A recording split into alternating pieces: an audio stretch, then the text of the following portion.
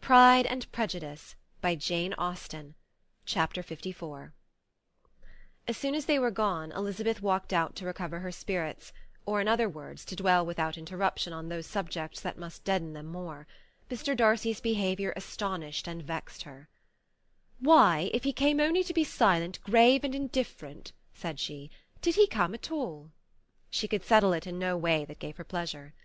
"He could be still amiable, still pleasing to my uncle and aunt when he was in town, and why not to me? If he fears me, why come hither? If he no longer cares for me, why silent? Teasing, teasing man! I will think no more about him." Her resolution was for a short time involuntarily kept by the approach of her sister, who joined her with cheerful look, which showed her better satisfied with their visitors than Elizabeth. "Now," said she, "that this first meeting is over, I feel perfectly easy. I know my own strength, and I shall never be embarrassed again by his coming.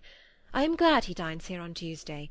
It will then be publicly seen that on both sides we meet only as common and indifferent acquaintance." "Yes, very indifferent indeed," said Elizabeth laughingly. "Oh, Jane, take care." "My dear Lizzie, you cannot think me so weak as to be in danger now." "I think you are in very great danger of making him as much in love with you as ever." They did not see the gentleman again till Tuesday, and Mrs. Bennet in the meanwhile was giving way to all the happy schemes which the good humour and common politeness of Bingley in half an hour's visit had revived. On Tuesday there was a large party assembled at Longbourn, and the two who were most anxiously expected, to the credit of their punctuality as sportsmen, were in very good time. When they repaired to the dining-room, Elizabeth eagerly watched to see whether Bingley would take the place which, in all their former parties, had belonged to him by her sister. Her prudent mother, occupied by the same ideas, forbore to invite him to sit by herself. On entering the room he seemed to hesitate, but Jane happened to look round, and happened to smile. It was decided. He placed himself by her. Elizabeth, with a triumphant sensation, looked towards his friend. He bore it with noble indifference, and she would have imagined that Bingley had received his sanction to be happy, had she not seen his eyes likewise turned towards Mr. Darcy, with an expression of half-laughing alarm. His behaviour to her sister was such, during dinner-time, as showed an admiration of her, which, though more guarded than formerly, persuaded Elizabeth that if left wholly to himself, Jane's happiness and his own would be speedily secured. Though she dared not depend upon the consequence, she yet received pleasure from observing his behaviour. It gave her all the animation that her spirits could boast, for she was in no cheerful humour. Mr. Darcy was almost as far from her as the table could divide them. He was on one side of her mother. She knew how little such a situation would give pleasure to either, or make either appear to advantage. She was not near enough to hear any of their discourse, but she could see how seldom they spoke to each other, and how formal and cold was their manner whenever they did. Her mother's ungraciousness made the sense of what they owed him more painful to Elizabeth's mind, and she would at times have given anything to be privileged to tell him that his kindness was neither unknown nor unfelt by the whole of the family. She was in hopes that the evening would afford some opportunity of bringing them together, that the whole of the visit would not pass away without enabling them to enter into something more of conversation than the mere ceremonious salutation attending his entrance. Anxious and uneasy, the period which passed in the drawing-room, before the gentlemen came, was wearisome and dull to a degree that made her almost uncivil. She looked forward to their entrance as the point on which all her chance of pleasure for the evening must depend. "If he does not come to me, then," she said, "I shall give him up for ever." The gentleman came, and she thought he looked as if he would have answered her hopes. But alas, the ladies had crowded round the table where Miss Bennet was making tea, and Elizabeth pouring out the coffee, in so close a confederacy that there was not a single vacancy near her which would admit of a chair, and on the gentleman's approaching, one of the girls moved closer to her than ever, and said in a whisper, "The men shan't come and part us, I am determined. We want none of them, do we?" Darcy had walked away to another part of the room. She followed him with her eyes, envied every one to whom he spoke, had scarcely patience enough to help anybody to coffee, and then was enraged against herself for being so silly. A man who has once been refused! How could I ever be foolish enough to expect a renewal of his love? Is there one among the sex who could not protest against such a weakness as a second proposal to the same woman? There is no indignity so abhorrent to their feelings. She was revived a little, however, by his bringing back his coffee-cup himself, and she seized the opportunity of saying, "Is your sister at Pemberley still?"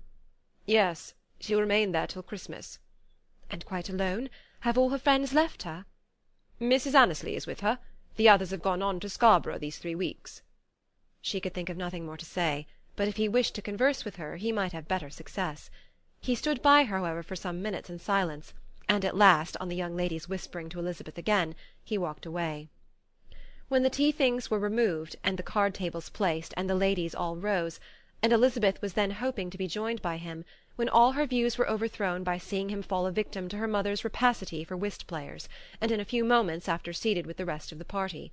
She now lost every expectation of pleasure. They were confined for the evening at different tables, and she had nothing to hope, but that his eyes were so often turned towards her side of the room as to make him play as unsuccessfully as herself. Mrs. Bennet had designed to keep the 2 Netherfield gentlemen to supper, but their carriage was unluckily ordered before any of the others, and she had no opportunity of detaining them. "Well, girls," said she, as soon as they were left to themselves, "what say you to the day? I think everything is passed off uncommonly well, I assure you. The dinner was as well dressed as any I ever saw, the venison was roasting to a turn, and everybody said they never saw so fat a haunch. The soup was 50 times better than what we had at the Lucases last week, and even Mr. Darcy acknowledged that the partridges were remarkably well done, and I suppose he has 2 or 3 French cooks at least. And, my dear Jane, I never saw you look in greater beauty. Mrs. Long said so too, for I asked her whether you did not. And what do you think she said besides? 'Ah, Mrs. Bennet, we shall have her at Netherfield at last.' She did indeed. I do think Mrs. Long is as good a creature as ever lived, and her nieces are very pretty behaved girls, and not at all handsome. I like them prodigiously." Mrs. Bennet, in short, was in very great spirits. She had seen enough of Bingley's behaviour to Jane to be convinced that she would get him at last, and her expectations of advantage to her family, when in a happy humour, were so far beyond reason that she was quite disappointed at not seeing him there again the next day to make his proposals. "It has been a very agreeable day," said Miss Bennet to Elizabeth. "The party seemed so well selected, so suitable with one another. I hope we may often meet again." Elizabeth smiled. "Lizzie, you must not do so. You must not suspect me. It mortifies me. I assure you that I have now learnt to enjoy his conversation as an agreeable and sensible young man, without having a wish beyond it. I am perfectly satisfied, from what his manners now are, that he had never any design of engaging my affection. It is only that he is blessed with greater sweetness of address, and a stronger desire of generally pleasing than any other man." "You are very cruel," said her sister. "You will not let me smile, and are provoking me to it every moment." "How hard it is in some cases to be believed!" "And how impossible in others!" "But why should you wish to persuade me that I feel more than I acknowledge?" "That is a question which I hardly know how to answer. We all love to instruct, though we can teach only what is not worth knowing. Forgive me, and if you persist in indifference, do not make me your confidant." Chapter 54